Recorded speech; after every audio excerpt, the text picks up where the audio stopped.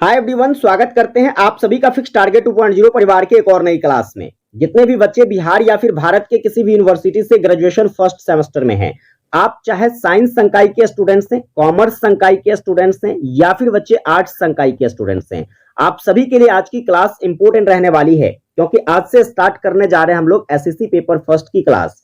जिस बच्चे ने एसएससी पेपर फर्स्ट में communication in everyday life subject को रखा है, तो आप लोग क्लास को ध्यान से देखिएगा। आपके सिलेबस के अकॉर्डिंग हम आज से यूनिट नंबर फर्स्ट की क्लास स्टार्ट कर रहे हैं और जिसमें आज ये पहला क्लास होगा। पहले क्लास की बात करेंगे बच्चे, तो देखो यहां पर हम सबसे पहले कम्युनिकेशन का इंट्रोडक्शन करेंगे, यानी कि संचार का क्या परिचय है, जिसमें हम सबसे पहले इसके अर्थ और इसके परिभाषा पर चर्चा करेंगे, इसकी क्या विशेषता है और इसका क्या उपयोग है, इसको देखेंगे। फिर एक मोस्ट इंपोर्टेंट टॉपिक संचार चक्र, यानी कि आपके जो है कम्युनिकेशन साइकिल क्या होते हैं, इस पर चर्चा करेंगे, क्योंकि ये क्वेश्चंस जो है आपसे शॉर्ट टाइप क्वेश्चंस में पूछे जा सकते हैं। इसके बाद फीडबैक, फीडबैक भी काफी इंपॉर्टेंट है क्योंकि पिछले साल पेपर में पूछा गया क्वेश्चन है, तो आप इसको भी अच्छे से करोगे। इसके बाद संचार के क्या लाभ हैं और अंत में बच्चे हम संचार के 7C सिद्धांत को देखेंगे, जो कि आपसे लॉन्ग टाइप में पूछा जा सकता है। तो काफी इंपॉर्टेंट टॉपिक आज के इस क्लास में कवर करने वाले हैं। तो आइए फटाफट से हम लोग सेशन को कंटिन्यू करते हैं। एक बार आप लोगों ने सेशन को बच्चे शेयर नहीं किया है तो अपने सभी दोस्तों को शेयर कर दीजिए, ताकि आपके सारे फ्रेंड्स क्लास को ज्वाइन करें और अच्छे तरीके से तैयारी कर सके। सेशन को लाइक नहीं किया है, लाइक कर लीजिएगा और चैनल पर नए हैं तो सब्सक्राइब करके नोटिफिकेशन बेल को आप भी ऑन कर लीजिएगा, ताकि आने वाली क्लास आपको टाइम से मिल सकेगा। अब आइए बारी बारी से हम लोग टॉपिक को देखते हैं। जैसे कि बात करें बच्चे हम लोग संचार की, तो संचार का जो अर्थ होता है, हम पहले इसके अर्थ को समझ जाते हैं। जब अर्थ को आप समझ जाइएगा तो आपको डिफिनीशन समझने में बिल्कुल कठिनाई नहीं होगा। तो जैसे देखिए, संचार की बात करें बच्चे, तो यह आपके इंग्लिश में कम्युनिकेशन शब्द का क्या है, तो हिंदी अर्थ है। अर्थात कम्युनिकेशन का जो हिंदी रूप हो गया वो संचार हो गया। क्लियर है। लेकिन देखो, कम्युनिकेशन का जो शाब्दिक अर्थ होता है बच्चे, इसको समझने के लिए आपको यह जानना होगा कि आखिर ये कम्युनिकेशन शब्द बना कैसे है। तो कम्युनिकेशन जो है यह लैटिन भाषा के कम्युनिकेयर शब्द से बना हुआ है। कौन से शब्द से बना है? आप कहोगे गुरुजी कम्युनिकेयर शब्द से बना हुआ है। तो आप अगर कम्युनिकेयर का अर्थ समझ जाइएगा तो आपको कम्युनिकेशन का अर्थ समझ में आ जाएगा। तो सिंपली याद रखोगे कि कम्युनिकेयर का जो अर्थ होता है वह होता है साझा करना। बच्चे क्या होता है? साझा करना। तो यहां से देखिए, तो आपके कम्युनिकेशन का अर्थ क्या निकल के आ जाएगा? आप कहोगे सर कम्युनिकेशन का भी जो शाब्दिक अर्थ होगा वो हो जाएगा साझा करना। अब देखिए, यहां से पेपर में आपसे ऑब्जेक्टिव क्वेश्चंस बनेगा, इस बात को याद रखिएगा। कहेगा आपसे जैसे कि कम्युनिकेशन का शाब्दिक अर्थ क्या होता है, तो आप कहोगे गुरुजी साझा करना होता है। कम्युनिकेशन जो है यह कौन भाषा के शब्द से बना है, तो लैटिन भाषा के शब्द से। वह कौन सा शब्द है, तो आप कहोगे कम्युनिकेयर। तो देखें, 3 टाइप के यहां से जो है ऑब्जेक्टिव क्वेश्चंस बन जाते हैं। तो सिंपल भाषा में आपको याद रखना है, कम्युनिकेशन का शाब्दिक अर्थ साझा करना, या कह सकते हैं किसी भी चीजों में अपना योगदान देना, है कि नहीं, सूचना देना, या फिर कहे तो लोकप्रिय बनाना, या फिर किसी भी बातों को फैलाना। बातचीत के अंतर्गत तो हम लोग यही करते हैं और यही आपका संचार है। समझे कि नहीं समझे? चलिए, तो मैं उम्मीद करूंगा कि आपको संचार का अर्थ अच्छे से समझ में आ गया होगा। लेकिन अगर इसके परिभाषाओं की बात करते हैं, तो देखो अभी मैंने जो आपको बताया है कि संचार का जो शाब्दिक अर्थ होता है वह होता है बच्चे साझा करना। अब बातचीत के दौरान जो है हम किसका साझा करते हैं? जैसे मान लो कि राम श्याम से बातचीत कर रहा है, तो क्या बताएगा उसको? या तो अपनी भावना को बताएगा, है कि नहीं, या तो अपनी विचार को बताएगा, या फिर मान लो कोई तथ्य या फिर कोई सूचना बताएगा कि नहीं। तो इस तरह के चीजों का एक दूसरे के बीच में आदान प्रदान करना ही क्या कहलाता है बच्चे? तो आप कहोगे गुरुजी संचार कहलाता है, कम्युनिकेशन कहलाता है। फाइनली इसके डिफिनेशन के बारे में आपको समझ में आ गया। चलिए आगे देखेंगे। तो ये तो था एक कॉमन सा डिफिनेशन, लेकिन इसके संबंध में कई सारे विद्वानों ने अपनी राय रखते हुए इसे परिभाषित किया है। जैसे कि न्यूमैन और समर जी की बात करते हैं। न्यूमैन और समर जी का कहना है कि संचार जो है यह 2 या 2 से अधिक व्यक्तियों के द्वारा तथ्यों, विचारों, राय या फिर भावनाओं का क्या है बच्चे? तो आदान प्रदान है। बड़ा सिंपल सा बात इन्होंने कहा। देखो, बातचीत करने के लिए तो कम से कम 2 गोरा तो चाहिए ही चाहिए, है कि नहीं। 2 से कम व्यक्ति रहिएगा तो केकरा से बतियाइएगा? वहां पर तो पॉसिबिलिटी है ही नहीं। तो कम से कम 2 व्यक्ति या 2 से ज्यादा रहना चाहिए। तो उसके बीच में जब हम किसी भी तथ्यों पर चर्चा करते हैं या उस तथ्य के संबंध में अपनी विचार रखते हैं, अपनी राय रखते हैं, या उसके प्रति जो है अपनी भावनाओं को जाहिर करते हैं, तो इस तरह के चीजों का आपस में आदान प्रदान करना बच्चे क्या कहलाता है? तो कम्युनिकेशन कहलाता है, संचार कहलाता है। दैट मीन्स कहे तो communication is an exchange of fact, idea, opinion और इमोशंस बाय टू और मोर पर्संस। क्लियर है बच्चे? चलिए आगे देखेंगे।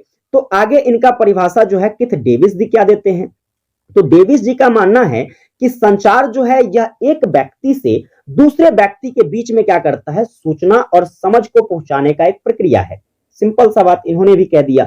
इन्होंने क्या बताया भाई? हम जब एक व्यक्ति से दूसरे व्यक्ति के बीच में क्या करते हैं? सूचनाओं को ले जाते हैं, हम अपनी समझ को बताते हैं, यह प्रक्रिया ही क्या कहलाता है? संचार कहलाता है। That means communication is a process of passing information and understanding from one person to another. Clear है? तो इस तरीके से पेपर में जब आपको संचार का परिभाषा पूछा जाएगा तो लिख लोगे कि नहीं लिख लोगे? बताइए फटाफट से आप लोग कमेंट करके बताइए गुरुजी हम लोगों को कम्युनिकेशन का परिभाषा जो है अच्छे तरीके से समझ में आ गया है।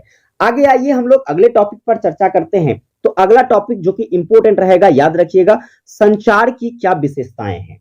तो संचार के विशेषता को हम लोग आइए समझते हैं। तो इस क्रम में सबसे पहले देखेंगे संचार का जो सबसे प्रमुख विशेषता है वह है अनिवार्यता।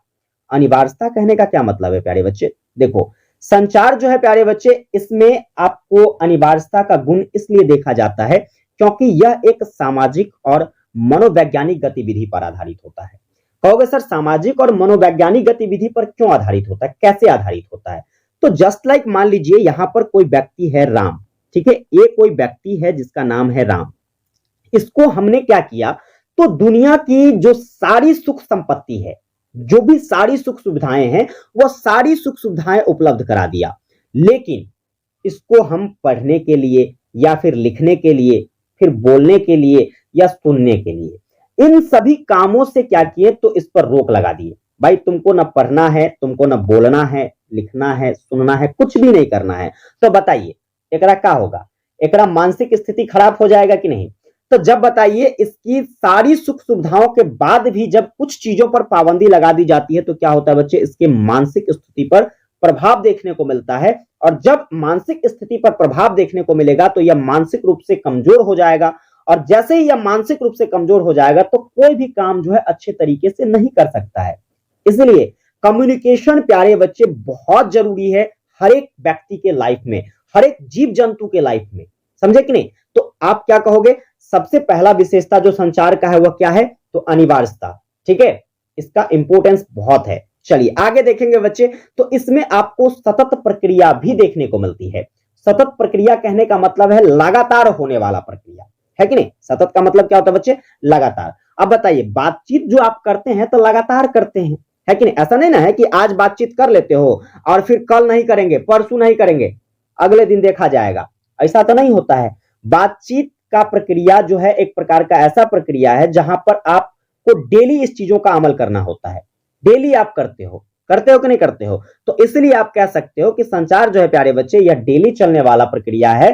कोई एक छोटा सा या किसी समय विशेष पर आधारित जो है घटनाक्रम नहीं है। या किसी घटना, जैसे मान लो कोई घटना होता है तो आप चंद शब्दों में उसे कह करके खत्म कर दिए, कहानी खत्म वहीं पर, है कि नहीं? लेकिन संचार का जो माध्यम है, संचार की जो प्रक्रिया है प्यारे बच्चे, यह हमेशा चलेगा। किसी भी टॉपिक पर कोई भी न्यूज हो, कोई भी बात हो, है ना, आपस में हम लोग बातचीत करते हैं तो यह लगातार चलती है। आगे देखेंगे तो इसमें द्विपक्षीय गुण भी देखने को मिलता है। आप कहोगे सर द्विपक्षीय गुण का क्या मतलब है? तो दोनों पक्षों, द्विपक्ष कहने का मतलब दोनों पक्ष। अब बातचीत जो करते हो तो ऐसा नहीं ना है जी कि आप ही सिर्फ बोलते जाते हो। सामने वाला जो आपकी बातों को सुनता है उसका भी तो कुछ ना कुछ फीडबैक होता है, आपके क्वेश्चंस का कुछ ना कुछ जवाब होता है। तो यहां पर आपने क्या देखा कि मैंने बोला फिर मुझे उसका उत्तर मिला। तो चीजें जो है यहां पर दोनों तरफ से हो रही है। इसलिए आप कहोगे कि सर कम्युनिकेशन में द्विपक्षीय गुण भी देखने को मिलती है। चलिए आगे देखेंगे जो इसकी विशेषता है बच्चे, अल्पकालीन प्रक्रिया। अल्पकालिक प्रक्रिया, देखो अल्पकालिक प्रक्रिया कहने का मतलब यह है कि यह कम समय तक चलने वाला प्रक्रिया है। सिंपल सा बात है कि जैसे मान लीजिए हम किसी भी टॉपिक पर अगर बात करते हैं तो ठीक है, मैंने बोला, उसका उत्तर हमें मिला, बस इतने में ये सारा काम खत्म हो जाता है। इसको आप ज्यादा लॉन्ग टर्म तक लेकर नहीं जा सकते हैं। इसीलिए आप कह सकते हो कि संचार में जो है अल्पकालिक प्रक्रिया का गुण देखा जाता है। यह इसकी एक प्रमुख विशेषता हो गई। आगे देखिएगा अगला, सार्वभौमिक घटना। सार्वभौमिक घटना के अंतर्गत आप बस इस बात को याद रखिए, जैसे कि सार्वभौम कहने का मतलब है सभी चीजों को समाहित करना, है कि नहीं। अब बातचीत की बात है तो केवल मानव ही तो बातचीत नहीं करता है। इस सृष्टि पर बहुत सारे जीव जंतु हैं, बहुत सारी प्राणियां हैं। जैसे मान लो कोई जानवर हो गया, कोई पक्षी हो गया, है ना, कोई कीट पतंग हो गया। तो ये सारे जीव जंतु जो है इस सृष्टि पर निवास करने वाले आपस में क्या करते हैं, तो संचार करते हैं, आपस में बातचीत करते हैं कि नहीं करते हैं। जस्ट लाइक बात करेंगे, जैसे बच्चे देखो तोता है, तोता क्या है, एक पक्षी है। अब तोता एक पक्षी है तो तोता के बात को कौन जानेगा, तो तबे ना जानेगा, है कि नहीं। मानव के बात को कौन जानता है, मानव की भावनाओं को कौन समझता है, मानवे ना समझता है। इसके बाद जैसे कि देखिए मान लीजिए बैल है, तब बैल की भावनाओं को कौन समझेगा, भाई बैले ना समझेगा, है कि नहीं। तो इस तरीके से आप देख रहे हो कि आपकी जो संचार की प्रक्रिया है यह सार्वभौमिक घटना के अंतर्गत आता है, जो कि आपके केवल मानव के लिए उपयोगी नहीं है, यह बच्चे आपके इस सृष्टि पर रहने वाले सभी जीव जंतुओं के लिए उपयोगी है। क्लियर है। आगे देखना, इसकी जो अगली विशेषता है वह है बच्चे प्रासंगिक। प्रासंगिकता की अगर बात करते हैं तो देखो, जैसे मान लो कि अगर किसी भी टॉपिक पर तुम बात कर रहे हो, ठीक है, किसी भी टॉपिक पर तुम बात कर रहे हो, अगर इस टॉपिक के बोलने का, कहने का, ठीक है, अगर संदर्भ चेंज होगा तो उसका अर्थ भी चेंज हो जाएगा। कहोगे गुरुजी कैसे, जरा एग्जांपल्स के जरिए समझाइए। तो आप सिंपल भाषा में कह सकते हो, जैसे मैंने कहा राम आम खाता है। अब राम आम खाता है तो इसका यहां पर देखो एक अलग प्रकार का सेंस आ रहा है, लेकिन इसके कहने के तरीकों को अगर हम बदल देते हैं तो इसका अर्थ भी बदल जाएगा। जस्ट लाइक मैं कहूं राम आम खाता ही तो है कि नहीं, राम आम खाता ही तो है। देखो अब यहां पर कहने के सेंस को, इसके संदर्भ को जैसे ही मैंने बदला तो इसके अर्थ में भी परिवर्तन आ गया है, आ गया कि नहीं। तो इस प्रकार से जो है आप लोग संचार की विशेषताओं को समझ सकते हैं। इसमें अनिवार्यता देखने को मिलती है, इसमें सतत प्रक्रिया देखने को मिलती है, द्विपक्षीय गुण देखने को मिलता है, अल्पकालीन यह प्रक्रिया होती है, इसमें सार्वभौमिक घटनाक्रम को देखा जाता है और इसमें प्रासंगिकता का गुण पाया जाता है। तो बच्चे ये इस प्रकार से आप लोग जो है संचार की विशेषताओं को लिखेंगे। मैं उम्मीद करूंगा आप लोगों को संचार की विशेषता जो है अच्छे से समझ में आ गया होगा। अब आइए बात करते हैं हम लोग अगले टॉपिक पर। तो प्यारे बच्चे आपका जो अगला टॉपिक रहने वाला है वह है संचार का उपयोग। अब संचार के उपयोग कहां कहां है। अगर हम संचार के उपयोग की बात करते हैं तो यहां पर चीजें आपको ज्यादा समझने की जरूरत नहीं होगी। अब एक बात बताओ, अगर मैं पूछूं बातचीत का उपयोग आप कहां कहां करते हो, तो आप बता दोगे कि नहीं। जैसे मान लो हम अपने व्यक्तिगत जीवन में तो बातचीत का उपयोग करते ही करते हैं। व्यक्तिगत जीवन में अगर बातचीत का उपयोग नहीं करेंगे तब फिर तो हमारा जीवन जो है बिल्कुल अस्त व्यस्त हो जाएगा। जैसे मैंने अभी पीछे कुछ एग्जाम्पल्स के माध्यम से बताया था कि किसी बच्चे को क्या करे, अगर दुनिया की सारी सुख संपत्ति अगर हम उसको दे दे, सारा उपयोगी चीज उसको उपलब्ध करा दे, लेकिन बोलने पर रोक लगा दे, पढ़ने लिखने पर रोक लगा दे, उसका मानसिक स्थिति क्या हो जाएगा, खराब हो जाएगा। और जैसे मानसिक स्थिति खराब होगा तो बस चौपट, कोनो काम का नहीं रह जाएगा, है कि नहीं। तो वैसने भाई आपके व्यक्तिगत जीवन में जो है संचार का काफी ज्यादा उपयोग देखने को मिलता है। इसके बाद देखिए तो सामाजिक जीवन में, सामाजिक जीवन में भी इसका उपयोग देखने को मिलता है, क्योंकि मान लीजिए मनुष्य है तो मनुष्य कहाँ रहता है, समाज में रहता है। समाज में जब रहेंगे तो वहां पर बहुत सारे लोग रहते हैं। अब उस लोगों से जो है आपको अगर आपसी संबंध बना के रखना है तो कहीं ना कहीं आपको एक दूसरे से बातचीत करनी होगी कि नहीं करनी होगी। तो इस प्रकार से जो है सामाजिक जीवन में भी इसका उपयोग देखने को मिलता है। व्यवसाय में बच्चे आपको जो है संचार का उपयोग देखने को मिलता है, क्योंकि जब तक संचार नहीं होगा यहाँ पर, तब बताइए ग्राहक से जो है दुकानदार क्या कर पाएगा, अपना संबंध बना पाएगा, नहीं बना पाएगा। उसको ये पता नहीं चल पाएगा कि ये लेने क्या आया है और हमको देना क्या है कि नहीं, बिल्कुल नहीं। तो इसके लिए जो है यहाँ पर संचार काफी ज्यादा इंपॉर्टेंट हो जाता है। उसी प्रकार से प्रबंधन की बात करेंगे तो प्रबंधन में भी प्यारे बच्चे आपको जैसे कि नियोजन हो गया, कोई भी आयोजन की प्रक्रिया हो गई, कोई भी क्रियान्वयन हो गया, या फिर निर्माण करना, या फिर कोई भी नियंत्रण संबंधी कार्य होगी, तो आपको जो है उसमें क्या करना होगा, संचार करना ही होगा, है कि नहीं, वार्तालाप करनी ही होगी। चलिए वैसे ही राजनीति में, भाई राजनीति में तो इसका बहुत ज्यादा उपयोग है, क्योंकि मान लो जैसे मान लीजिए कोई भी पॉलिटिकल पार्टी है, तो पॉलिटिकल पार्टी जब मान लो किसी भी चुनावी समय में रैली करने जाता है और वहां पर बातचीतें नहीं करेगा, तब बातचीत नहीं करेगा तो जनता को अपनी मुद्दा को समझा ही नहीं पाएगा, है कि नहीं, सरकार की जो नीति है उसको बतला ही नहीं पाएगा। तो इसके लिए जरूरी हो जाता है आपका क्या, संचार जरूरी हो जाता है। वो जो चुनाव के टाइम में आपको नेतवा सबका नारा वगैरह सब देखने को मिलता रहता है, एकदम जय हो आवसे वाला, है कि नहीं। तो वो जय हो का नारा कहाँ से देखने को मिलता है भाई, हम अपने संचार के माध्यम से ही तो लोगों के बीच में संवाद दे पाते हैं कि फलाने नेता ऐसे हैं, फलाने नेता को चुनाव करना है कि नहीं। तो इस तरीके से राजनीति में भी इसका काफी ज्यादा महत्व देखने को मिलता है। फिर आगे बात करेंगे तो अंतर्राष्ट्रीय संबंध में भी इसका काफी ज्यादा महत्व देखने को मिलता है। कहोगे सर अंतर्राष्ट्रीय संबंध, जी सर, अंतर्राष्ट्रीय संबंध की बात करते हैं। जैसे मान लो हमारा भारत है, तो हमारा भारत जो है बच्चे, यह दूसरे देश से संबंध में रहता है कि नहीं। मान लो हर चीजें तो हमारे भारत में उपलब्ध नहीं है, हम बहुत सारी चीजों का जो है आदान प्रदान करते हैं एक देश से दूसरे देश। हम कुछ चीजों को अपने देश से दूसरे देश भेजते भी हैं, और बहुत सारी चीजें ऐसी भी है जो कि हम दूसरे देश से अपने देश में मंगाते हैं कि नहीं। तो उसी प्रकार से जो है, अब ये होता कैसे है, तो ये आपसी वार्ता के साथ होता है कि चलो आप अपना सामान हमारे देश में बेचोगे, इस पर इतना टैक्स लगेगा, इतना जो है ये फना चीना, ठीक है। इस प्रकार से जो हम आपस में क्या करते हैं बच्चे, तो वार्तालाप करते हैं। तो अंतर्राष्ट्रीय स्तर पर जो है यह काफी ज्यादा जरूरी हो जाता है कि कैसे मान लीजिए हम आपस में एक दूसरे देश के साथ अपना संबंध बना पाएंगे। क्लियर है। तो इस तरीके से आप लोग जो है बच्चे संचार के उपयोग को दर्शा सकते हैं। मैं उम्मीद करूंगा आपको संचार का उपयोग अच्छे से समझ में आ गया होगा कि संचार का क्या उपयोग है आपके दैनिक लाइफ में। चलिए आगे बच्चे बात करेंगे। देखो अगला जो टॉपिक रहने वाला है, ये मोस्ट वीवीआई टॉपिक है आपके लिए, इसको तो आप जरूर कवर कर लो, क्योंकि यहाँ से शॉर्ट टाइप में पेपर में क्वेश्चंस पूछा जाएगा। और बड़ा सिंपल सा टॉपिक है बच्चे।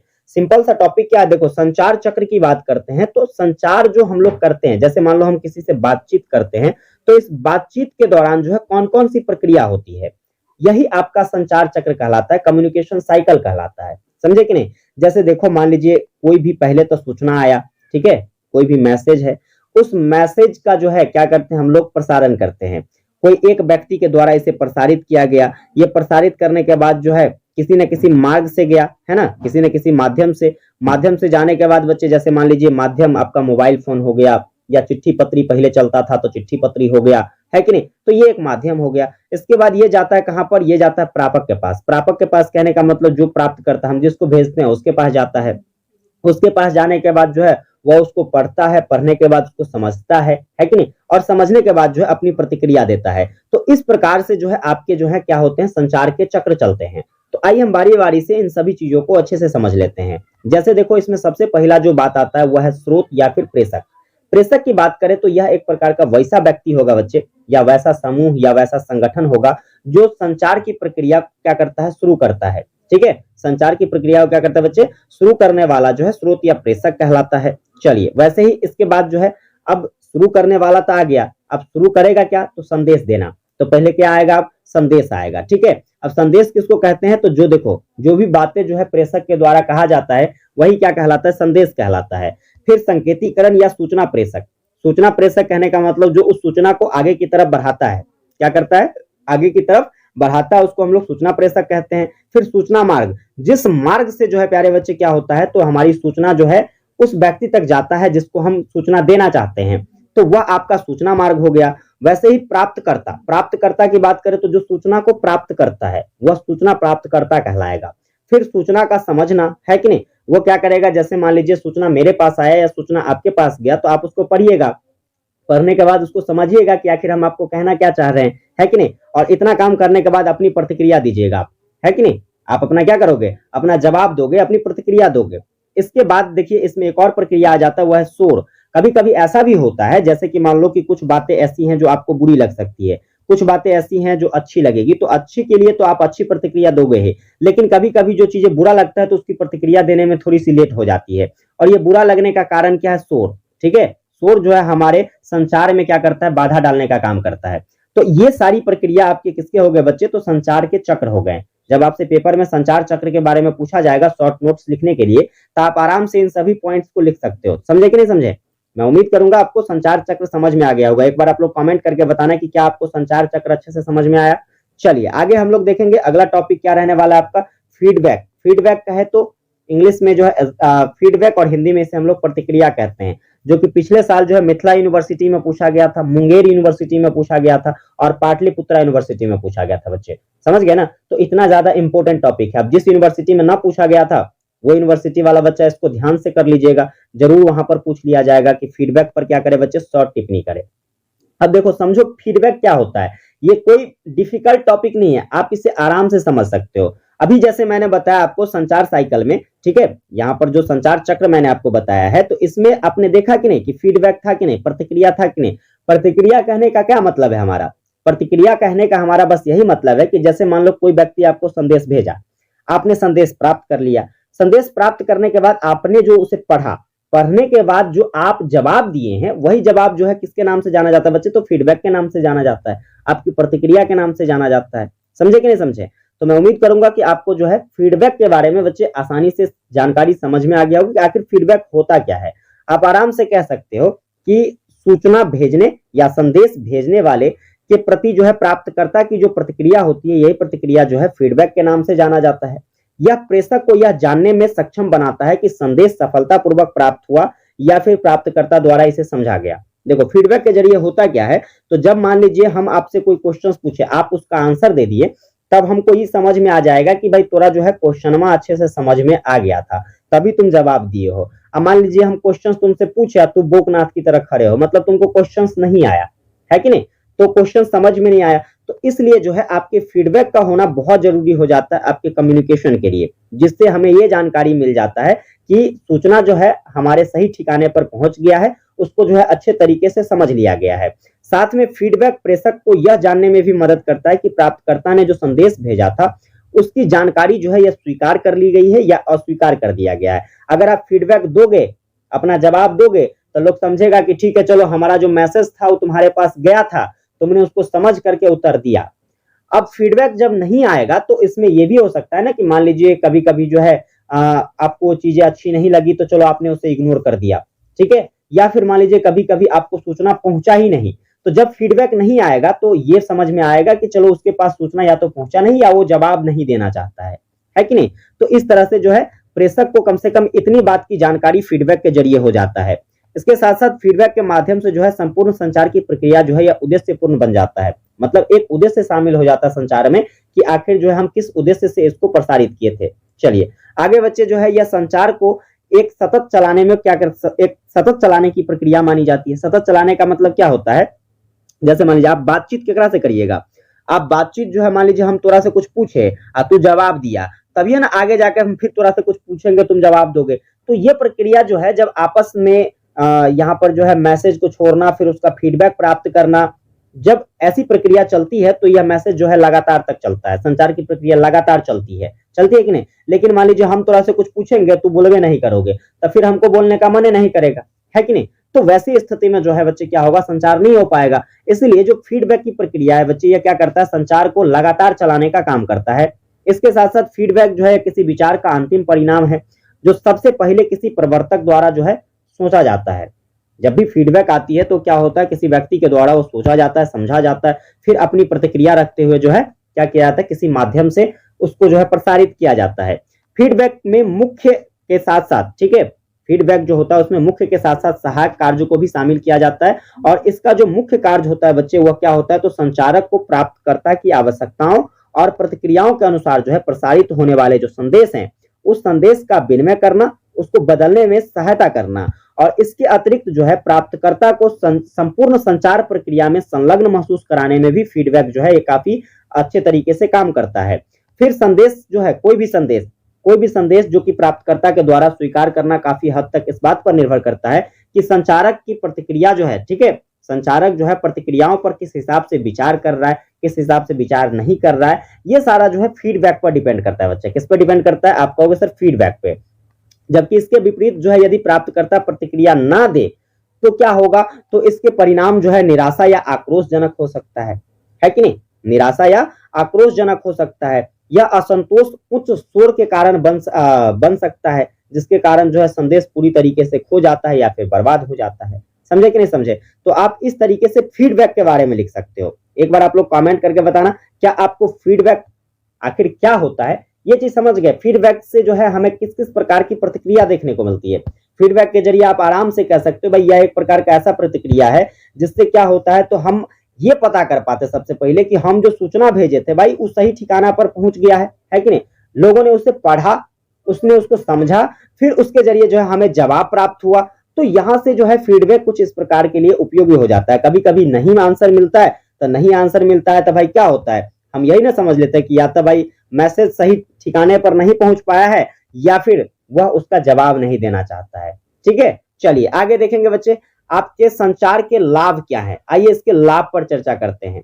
तो सिंपल सा आप इसके लाभ को समझेंगे तो इससे क्या होता है, हमें कोई भी चीजों का निर्णय लेने में या फिर योजना बनाने में मदद मिलता है कि नहीं। अगर मान लो किसी भी चीजों के लिए हमें कोई निर्णय लेना हो तो हम आपस में बातचीत करके लेते हैं। अब संचार नहीं रहेगा तो हम बातचीत नहीं कर पाएंगे, संचार की माध्यम अगर नहीं रहेगी तो हम बातचीत कर पाएंगे नहीं। तो इससे जो है हमें किसी भी चीजों के लिए निर्णय लेने में सुविधा होती है, कोई योजना बनाने में सुविधा होती है। देखते नहीं हो कि मान लीजिए कोई भी अगर निर्णय लेना हो, कोई योजना बनाना हो तो हम लोग क्या करते हैं, बैठक बुलाते हैं, उसमें काफी सारे लोग होते हैं, सभी अपना अपना जो है मत रखते हैं। मत रखने के बाद जो है हम एक अलग निर्णय पर पहुंच पाते हैं, वहां एक अलग प्रकार से योजना बना पाते हैं। इसके साथ साथ जो है यह निरंतर और कुशल कार्य की सुनिश्चितता करता है कि नहीं।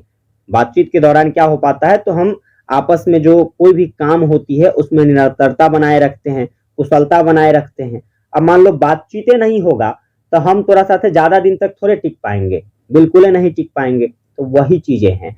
तो लगातार बातचीत होना जो है यह हमारी कार्य कुशलता को दिखाता है, यह हमारी निरंतरता को कायम रखता है। इसके बाद जो है यह उचित समन्वय भी क्या करता है, तो सुनिश्चित करता है। समन्वय कहने का मतलब है तालमेल। समन्वय कहने का मतलब क्या बच्चे, तालमेल है। तो सिंपल सी बात याद रखिएगा कि जब भी हम अगर किसी व्यक्ति के साथ जुड़ने की कोशिश करते हैं, उसके साथ तालमेल बनाते हैं, तो हमारे बातों पर ही डिपेंड करता है। एक एक जुबान है आपकी और इसी जुबान से जो है आप दो तरह की भाषाएं बोल सकते हैं। ऐसी भाषा जो कि किसी को कटु लग सकता है और ऐसी भाषा जो जिसको मधुर भी लग सकता है। समझे कि नहीं समझ गए। तो आप अगर किसी के साथ मधुर भाषा बना बोलते हैं तो आपको क्या करेगा बच्चे, वो आपसे मधुर संबंध बना के रखेगा। आप कटु भाषा बोलेंगे, आपसे जो है संबंध टूट जाएगा। तो वही बात है कि आपकी जो संचार की जो प्रक्रिया है, यह प्रक्रिया क्या करता है, तो आपको समन्वय सुनिश्चित करता है, मतलब तालमेल स्थापित करता है।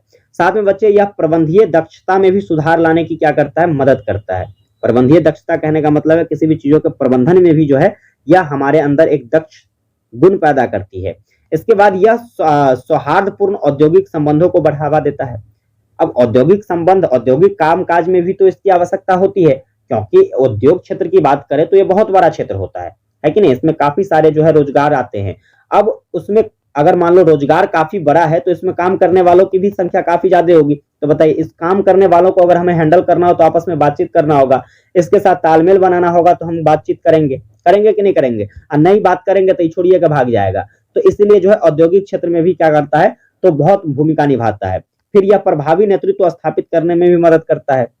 प्रभावी नेतृत्व कहने का मतलब यह है, जैसे मान लो कोई नेता आया, ठीक है, नेता आया चुनाव के समय में भाषण दिया, हाँ देखो हम जो है तुमको ये 5 केजी चावल देते हैं, फन्ना देते हैं, चिन्ना करते हैं, है कि नहीं। बहुत सारे अपने जो है अपनी भावों को रखते हैं जनताओं के बीच में। जनता ने सोचा अरे बाप रे, ये नेता साहब तो बड़ा जो है एकदम चमकाने का काम किया हमारे क्षेत्र को, हमारे देश को, नहीं वोटबा तो एकरो मिलना चाहिए, है कि नहीं। तो वही बात है, यह क्या करता है, कम्युनिकेशन के जरिए जो है हम अपना एक प्रभावकारी नेतृत्व कर सकते हैं किसी भी चीजों का। फिर जो है यह प्रेरित करता है और मनोबल भी बढ़ाता है। इसके जरिए आप कम्युनिकेशन के जरिए देखते हैं मोटिवेशन वगैरह भी आपको सुनने को मिलता है। मोटिवेशन जानते हो ना, जैसे शॉर्ट वीडियो में आप देखते होगे, है कि नहीं।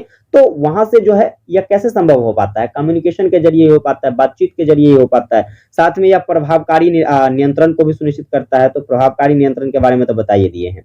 इसके साथ साथ यह नौकरी से भी क्या करता है, संतुष्टि प्रदान करता है। नौकरी से संतुष्टि में, जैसे मान लीजिए नौकरी में संतुष्टि, हम कहीं भी नौकरी कर रहे हैं, नौकरी करने के दौरान अगर वहां पर कार्य करने वाले जो है स्टाफ या फिर मालिक उन सबसे बातचीत नहीं करेंगे तो थोड़े ना हम अपने आप को संतुष्ट रख पाएंगे वहां से। नहीं भाई, वहां बातचीत नहीं कर पाते ढंग से, वहां क्या होता है हमको कुछ समझ में नहीं आता है, तो फिर खत्म सब कहानी। इसलिए नौकरी में संतुष्टि प्रदान करता है कौन, तो आपका संचार। इसके बाद जो है प्यारे बच्चे आपके जो है यह लोकतांत्रिक प्रबंधन को भी क्या करता है, तो सुविधाजनक बनाता है।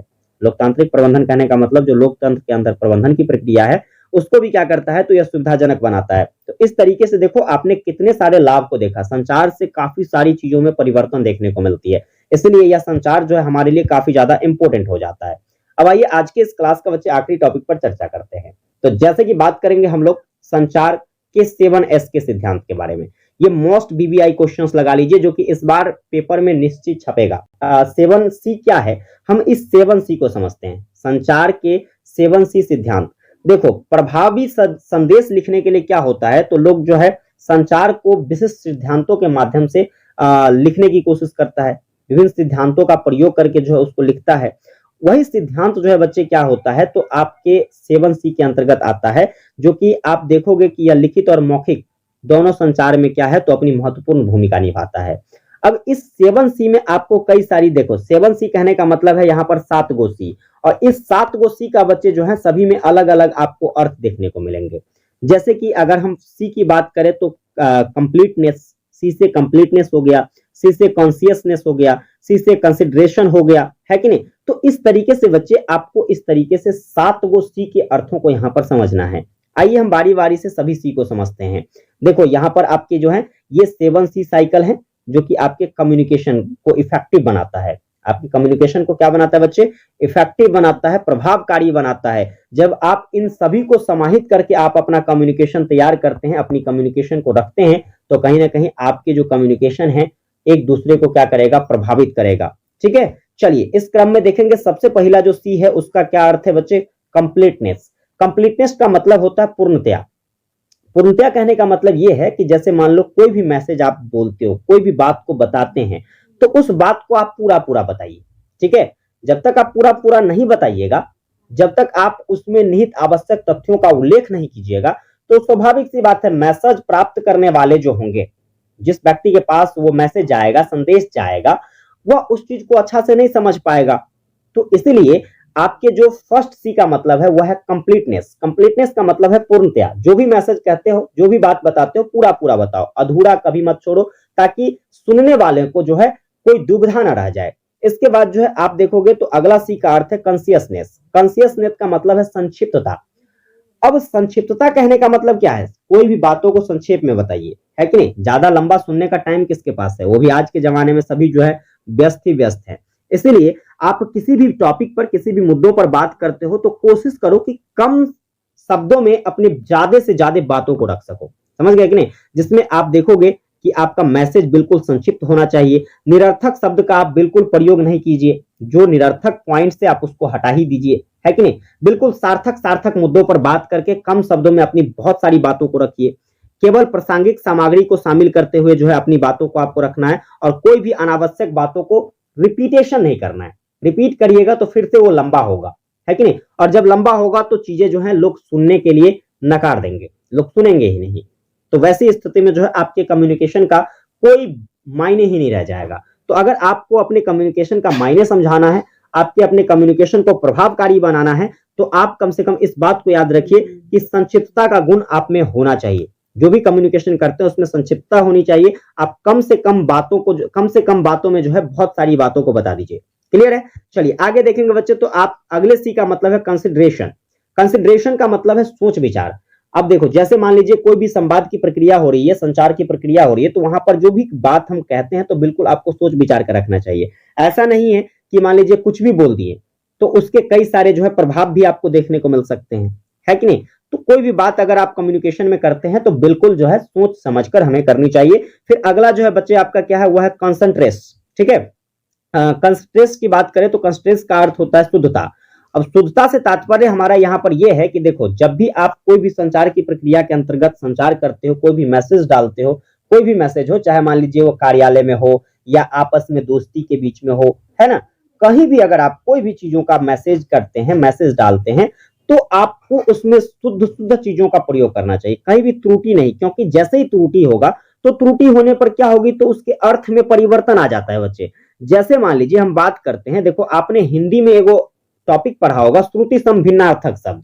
अब श्रुति सम भिन्नार्थक शब्द कहने का मतलब हमारा ये है कि इसका तात्पर्य ये होता है कि सुनने में एक जैसा लगता रहता है लेकिन उसका अर्थ अलग अलग हो जाता है। जस्ट लाइक देखो, यहां पर मैं बात करता हूं तालव्य स्व अंश, और यहां पर मैं बात करता हूं दंती स्व अंश। ठीक है, अब इस तालव्य स्व अंश वाला की बात करेंगे तो इसका अर्थ हो जाता है क्या? भाग, है ना, भाग। जैसे मान लो कि इतना भाग हमारा है, इतना भाग तुम्हारा है कि नहीं, तो वो हिस्सा हो गया हमारा। लेकिन अगर इस दंती स्व अंश की बात करेंगे तो इसका अर्थ हो जाता है कंधा।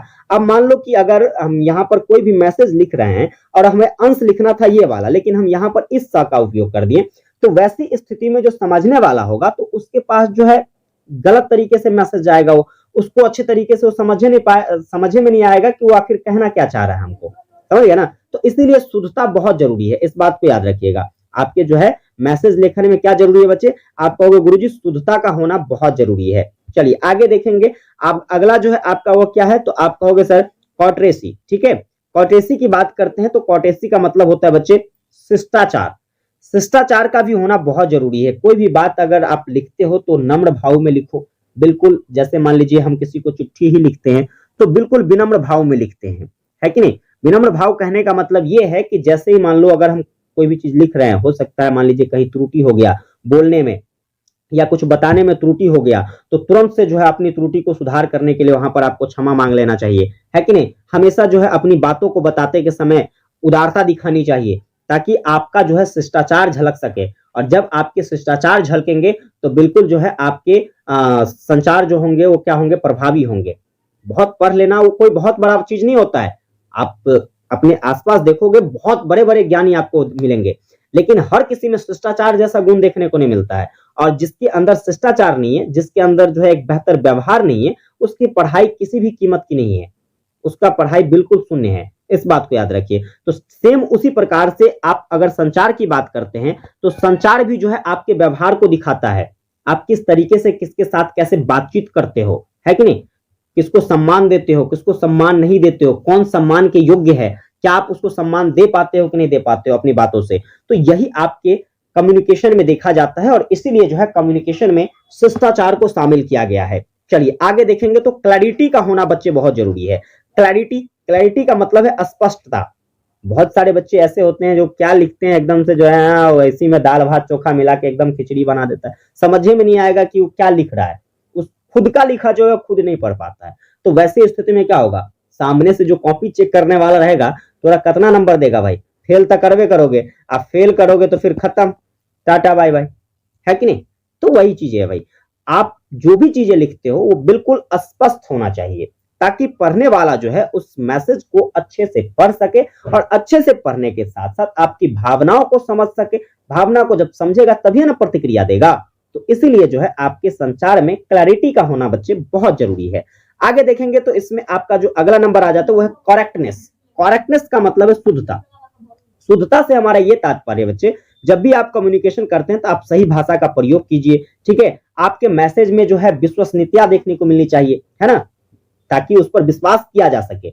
चलिए फिर बात करें तो मैसेज में शामिल किए गए तथ्यों या आंकड़ों या फिर विवरण, उसको जो है आप सही सही तरीके से दर्शाइए, ताकि उस पर भरोसा करके जो है क्या करें तो उसका व्याख्यान किया जा सके। मैसेज को जो है वास्तविक बनाइए, ठीक है। वास्तविकता, काल्पनिक नहीं, कल्पना नहीं होनी चाहिए। अगर वास्तविक रूप से जो है किसी भी मैसेज को आप रखते हैं तो उसकी प्रतिक्रिया भी जो है वास्तविक तौर पर करी जाएगी। तो इन सभी 7C का मतलब जो है आप लोगों ने समझ लिया कि 7C का मतलब क्या है। तो 7C का सीधा सीधा मतलब है प्यारे बच्चे, यहाँ पर देखो जैसे कि अभी मैंने आपको पढ़ाया है। सबसे पहला तो आप ये कहोगे कि पहला C का मतलब क्या है भाई, कॉन्शियसनेस है। इसके बाद करेक्टनेस है, क्लैरिटी है, इसके बाद कॉन्स्टेंसेस है, इसके बाद जो है आपका कॉर्टेसी है, इसके बाद जो है आपका कंसिडरेशन है, फिर आपका कंप्लीटनेस है। तो ये 7C का मतलब ये है, ठीक है। मैं उम्मीद करूंगा आपको जो है कम्युनिकेशन का जो ये 7C का सिद्धांत है ये अच्छे तरीके से समझ में आ गया होगा। एक बार बच्चे आप लोग कमेंट करके बताना क्या आपको ये जो टॉपिक मैंने आज कराया है, जैसे कि संचार क्या होता है, संचार के अर्थ, इसकी परिभाषाओं के बारे में बताया, फिर इसकी विशेषता के बारे में बताया बच्चे, फिर इसके जो उपयोग है, क्या इसके उपयोग है इसके बारे में बताया। फिर बात करें तो देखिए आपको जो है संचार चक्र के बारे में पढ़ाया, ठीक है, संचार चक्र के बारे में पढ़ाया। फिर बात करें तो आप यहाँ पर देखे थे संचार चक्र के बाद जो है फीडबैक क्या है, फीडबैक के बारे में देखा। और फिर संचार के जो 7C का सिद्धांत है, आपने 7C के सिद्धांत को देखा। क्या आपको ये सारी चीजें समझ में आ गई है? एक बार आप लोग कमेंट करके बताइएगा। अगर ये सारी चीजें आपको समझ में आ गई है बच्चे, तो बस आपको एक छोटा सा काम करना है। सेशन को अभी तक आप लोगों ने लाइक नहीं किया है बच्चे, लाइक कर लीजिएगा। चैनल पर नए हैं तो सब्सक्राइब करके नोटिफिकेशन बेल को ऑन कर लीजिएगा और अपने सभी दोस्तों को जरूर शेयर कीजिएगा। विशेष आप लोगों से मुलाकात करते हैं नेक्स्ट क्लास में। तब तक के लिए जय हिंद, वंदे मातरम।